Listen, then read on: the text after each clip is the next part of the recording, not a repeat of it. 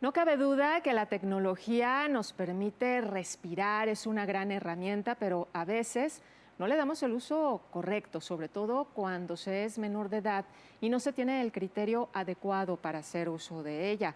Por ejemplo, los teléfonos celulares. ¿Qué tan bueno será que un joven o una jovencita menor a los 13 años de edad haga uso ilimitado de lo que es un teléfono celular? Usted como padre de familia, ¿qué opina? Bueno, pero para hablar de este tema que es fascinante y tan actual, nos da mucho gusto recibir en el estudio a nuestro experto en medicina familiar, el doctor Ismael Ramírez Villaseñor. Doctor, muchas gracias por venirnos a enseñar, a explicar, a darnos consulta, porque seguramente allá en casita muchos estarán preguntando qué tan bueno es que un menor de edad tenga uso ilimitado o acceso a la tecnología, en este caso, a un teléfono celular. Bueno, muchísimas gracias por esta invitación. Y bueno, hoy este tema me pareció muy importante porque nosotros como médicos familiares recibimos información de publicaciones, de artículos científicos, de datos que son relevantes para la población general. Y ya, en julio se publicó una primera información de un estudio que se hizo en 160 países, una cosa impresionante. Importantísimo. Sí, incluyó algo así como 2 millones de personas y lo que encontró pues fue muy serio, es decir, que hay riesgos importantes en el uso de los celulares. Ahorita pasamos a explicar exactamente en qué consistió.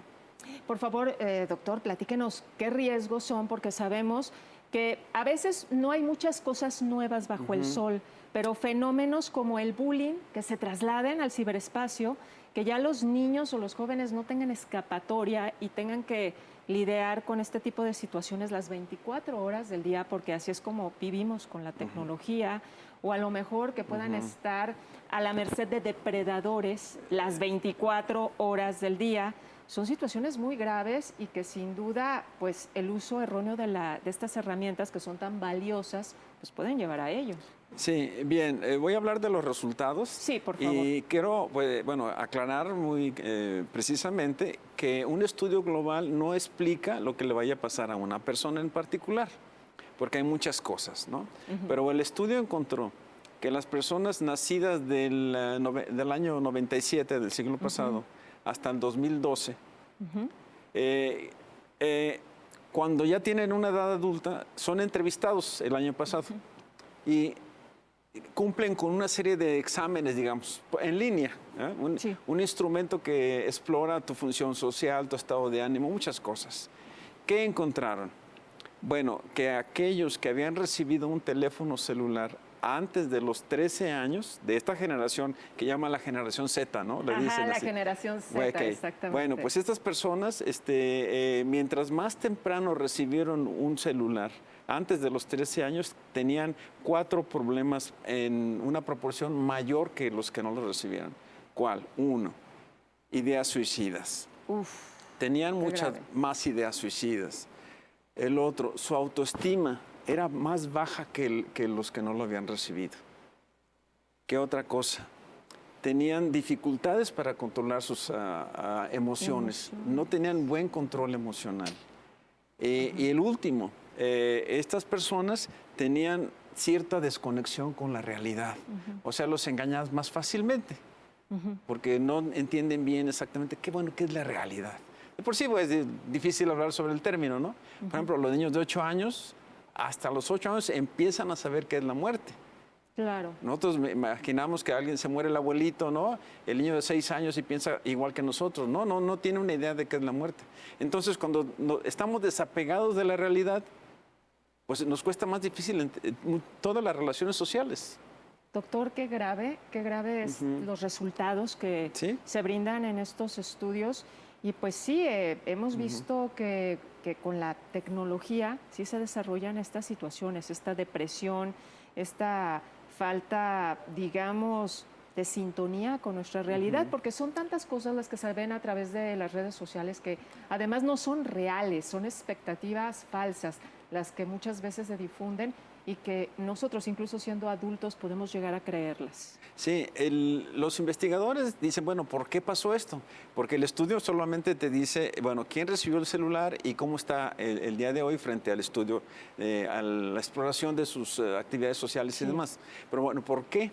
Entonces, tomando muchas otras publicaciones, ellos dicen, esto ocurre porque el acoso en el espacio, ciberespacio, es mucho mayor. Se exponen entonces a ese tipo. Porque se afecta más a las niñas, por cierto. Se afecta más a las niñas, supongo que por el aspecto físico, popularidad. Tal vez son más frágiles en ese sentido. Digamos, capacidad adquisitiva, ese tipo de situaciones, ¿no? Bueno, sí, los investigadores suponen, porque el estudio no puede decirlo, porque, claro. ¿sí? Bueno, que es el acceso muy temprano a las redes sociales con todos los riesgos de mentira, noticias falsas. Todo el mundo es feliz en las redes sociales, teóricamente, ¿verdad? Pero no es cierto, ¿no? Son las falsas expectativas llevadas a un nivel superior. Entonces, un niño pequeño que vea esa circunstancia se siente muy mal. ¿Sí? Ahora, no podemos descartar que detrás de esto existe un problema de relación familiar, que los papás no les toman en cuenta, no los escuchan, no dialogan con ellos, no les hacen ver ciertas cosas que son francamente falsas. O sea, esa cosa cercana que tenemos que tener los padres más hoy en día, ¿no? Se ha perdido también, digamos, la comunicación habitual con nuestra familia. En el caso de los padres con los hijos, a diferencia de otras generaciones, como por ejemplo la mía, debido también a digamos que ahora es más rápido todo. Mamá y papá tienen que trabajar, los niños tienen horarios de clases más extensos, tienen que ir a veces a clases, digamos, después extracurriculares por las actividades que tiene la familia. Entonces ya no hay esa misma comunicación. Sí, entonces si se suple además la poca oportunidad de estar juntos por el uso de los celulares, pues esto se puede complicar mucho, ¿no? Oiga, doctor, es que es muy común, incluso cuando vamos a un restaurante o a un espectáculo o simplemente una plaza comercial, es increíble ver que a veces todos los miembros de una familia están usando un celular, o sea, no están platicando, sino que mamá, papá, niños de todas las edades ya traen un celular en la mano y no están interactuando entre ellos, sino con el celular. Bueno, puede ser un signo o síntoma de que algo está ocurriendo, ¿no? Dicen que cuando conocemos cuál es el mejor amigo y el peor enemigo de nuestros hijos, cuáles son las cosas que más les gustan, las que más les disgustan, en fin, entonces creo que se nos debían prender las alarmas, ¿no? En base a este estudio que usted nos platica tan acertadamente, ¿qué recomendación le daría a los padres de familia o a los adultos que están viendo en este momento esta entrevista? Bien, los autores del artículo dicen que sería muy prudente que los padres de familia conversaran con las escuelas donde se encuentran sus hijos, con otros padres de familia y que hicieran como grupos donde dijeran, bueno, ¿qué está pasando? ¿Qué podemos hacer en conjunto? Es decir, ¿cómo podemos disminuir estos riesgos? Y cuando los niños ya tienen síntomas de ansiedad o de depresión, cuestiones así, pues como hemos visto antes, hay que buscar atención profesional. Ahora, ¿cómo decirle a un chico que ha tenido un celular, que ya se lo dimos a lo mejor a los 9 años, ¿no? Y lo tiene ahí todavía? Decirle, bueno, una cosa que le podemos decir es que antes no teníamos el conocimiento de que el tener un celular en las condiciones en que se están teniendo era peligroso, era dañino para su salud. Y habrá que decírselo. Claro. Y bueno, es como la idea general que podríamos decir. Claro, ¿no? porque además un celular no es el simple hecho de que sea un teléfono. El problema con estos dispositivos es que un celular es una ventana a redes sociales, a información, a grupos, porque sabemos que también dentro de lo que son redes sociales se crean grupos que pueden ser destructivos, nefastos, con ideologías que no son para un menor de edad, porque a veces también se generan esos grupos de retos, que son retos que lo único que hacen es dañar al entorno del menor y al mismo menor. Bueno, ahorita que dice este asunto de los retos, es parte de esta grave problemática. Claro. En Estados Unidos ha habido muchos niños muertos y hospitalizados por el uso del medicamento que se llama difenidramina, nombre genérico. Hay un nombre comercial, pero sí. El reto de tomar esta sustancia que se usa mucho en Estados Unidos, incluso para el sueño, porque no es de receta. ¿Sí? Y eso ha causado muchísimos daños. ¿Y cuál es el objetivo de hacer esto?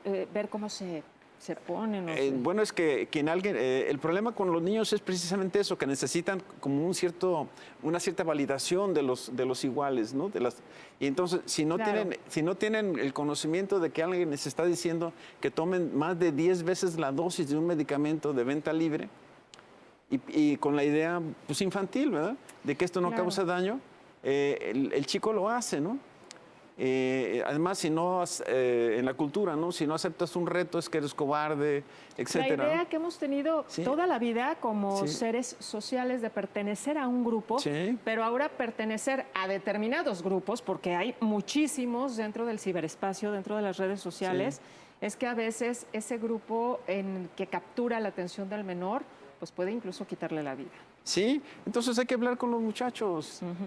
Con amor y atención todo se puede. Claro. Porque si los chicos no tienen un adulto que les ayude a crecer, entonces no hay, vamos a decir, como dicen los psicólogos, bien conscientes. Platicamos con uno que dice, no es posible que le digas al niño, haz lo que quiera. No, eso no es posible, ni en la vida, ni en el trabajo, ni nada. Hay que establecer reglas dialogadas, razonables. Doctor, pues nos regresamos ahora sí que a las bases, claro, ¿no? A las raíces. Sí. Un menor no puede estar sin guía y sin cuidado. Y sin cariño. Y sin cariño. Sin cariño, sin aceptación real, sin crítica exagerada. No. Es responsabilidad de los adultos. Claro, dile al hijo que lo quieres y que vas a ser su papá, su mamá, por siempre, pase lo que pase, y que tienes que sentirte esa pertenencia, esa confianza.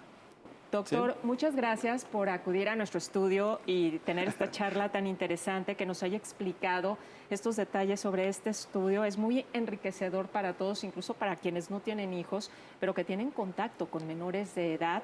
Siempre es importante tener una buena guía. Muchas gracias, doctor Ismael Ramírez, nuestro experto en medicina familiar. Y, por supuesto, lo estaremos invitando en siguientes ocasiones para seguir hablando de estos temas. Gracias. Muy amable, muy buenas tardes.